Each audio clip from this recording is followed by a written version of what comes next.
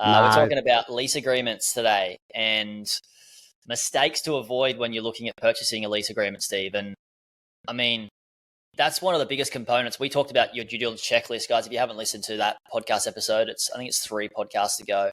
Make sure you get Steve's checklist there. But yeah, lease agreements, one really big one.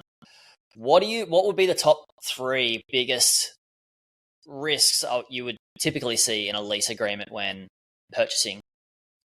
Okay, so the hard thing about leases is there's 2 parts of it. So like I will look at it from an investor point of view, i.e. I want to cross-check everything that the agent's given me up front or in the information memorandum is actually true, because not bad-mouthing agents, sometimes they don't actually give you the full truth of what's going on. So for me, is cross-checking the key figures. So the obvious ones are start date, end date, what the rent is, what the rental increases are, and then like who owns what and things like that. We'll go into that later. But just cross-checking the figures is actually, it's a task in itself, because you have to actually ask the owner for a rental statement saying, show me your bank account from the last 12, 24 months, and then cross-check what they've actually been paying. The other hard part is, because it is a bit of a Wild West commercial, anything can happen though. Like you never know about like under the table payments or things like that. Or as we mentioned in the last podcast with Value Add, is incentives. Sometimes incentives aren't there. They're kind of done as a cash payment because you want to keep the rent really high and they don't want it to come down because they don't want to pour a bank valuation. So first one, Jared, is actually just cross-checking the actual numbers. And you actually find probably less, 5 times out of 10, you find some form of discrepancy, whether it be from COVID or the numbers don't match up, or they haven't actually done the rental increases. So because we're self-managed, they haven't actually increased the rent at the 3 or 5 or 7%. So that's the easiest one to do from an investor. But the reason why I said 2 people need to look at it, I look at it from the investor point of view. Then you also need a solicitor to look at it from a legal point of view, because I'm not a lawyer. I don't want to be a lawyer. They look at it to make sure it's foolproof. So if there is ever an argument, legally you're covered, because that's the whole purpose of a lease. It's a legal document, an agreement. I call it the rule book between the owner and the tenant. So they make sure it's legal. I make sure the numbers I'm happy with. Yeah, so you'll typically check it first before you go and advise a legal practitioner, solicitor to look at it. Obviously, you're not going to do it, give it to somebody to do work on or pay for that fee if it's not, the numbers don't stack up, right? So where are some of the things where numbers don't stack up in a lease agreement?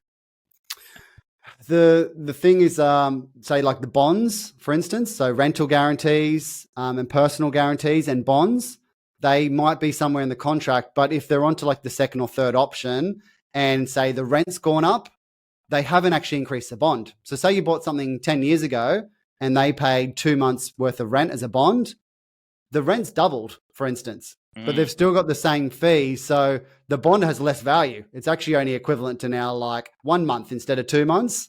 Same thing for rental guarantee. So just cross-checking what's actually there has actually been stipulated.